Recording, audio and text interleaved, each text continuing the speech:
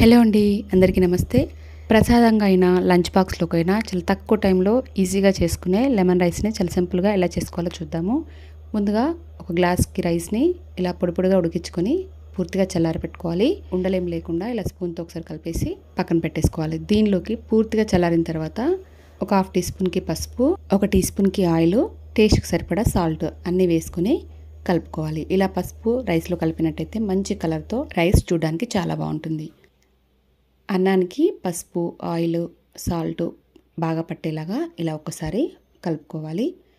ఇలా అంతా కలుపుకున్న తర్వాత ఈ రైస్ని పక్కకు పెట్టేసి మనం దీంట్లోకి పోపు పెట్టుకోవాలి.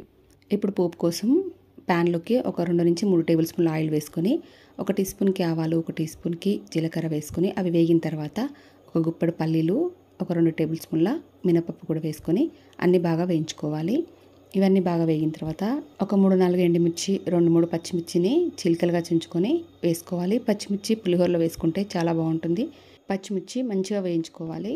ఈ టైంలో చిన్నగా కట్ చేసుకున్న అల్లం ముక్కలు వేసుకోండి, చాలా బాగుంటుంది. ఇవన్నీ వేగిన తర్వాత దీనిలోకి ఒక 3 రెమ్మల కరివేపాకు వేసుకొని వేయించుకోవాలి. కరివేపాకు కూడా వేగిన తర్వాత చివరిలో ఒక టీ స్పూన్కి పసుపు, కొంచెం ఇంగువ వేసి కలుపుకోవాలి. స్టవ్ ఆఫ్ చేసుకొని ఇంగువ వేసుకోవాలండి. నేను తీసుకున్న రైస్కి కొంచెం పెద్ద సైజులో ఉన్నవి 2 నిమ్మకాయలు తీసుకున్నాను. దాని నుంచి తీసిన రసాన్ని రైస్లో వేసుకున్నాను. కావాలంటే పోపులో అయినా మనం నిమ్మరసం వేసుకొని కలుపుకోవచ్చు. ఈ రైస్లోకి పోపును కూడా యాడ్ చేసుకొని నిమ్మరసము, ఈ పోపు అంతా బాగా కలిసేలాగా కలుపుకోవాలి. ఎంతో టేస్టీగా ఉండే నిమ్మకాయ పులిహోర రెడీ అయిపోతుందండి. చాలా సింపుల్గా రైస్ ఉడికించుకొని పెట్టుకుంటే 5 నిమిషాల్లో పులిహోర కలుపుకోవచ్చండి.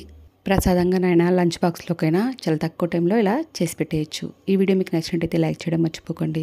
మన ఛానల్లో ప్రసాదం రెసిపీస్ కూడా చాలా ఉన్నాయండి. కావాలనుకున్న వాళ్ళు చెక్ చేయండి. మీ ఫ్రెండ్స్కి షేర్ చేయండి. కామెంట్ సెక్షన్లో మీ ఒపీనియన్ షేర్ చేయండి. కొత్తగా చూస్తున్న వాళ్ళు ఛానల్ని చెక్ చేసి కంటెంట్ నచ్చితే సబ్స్క్రైబ్ చేసుకొని బెల్ ఐకాన్ క్లిక్ చేయండి. నేను వీడియో పెట్టగానే మీకు నోటిఫికేషన్ వస్తుంది.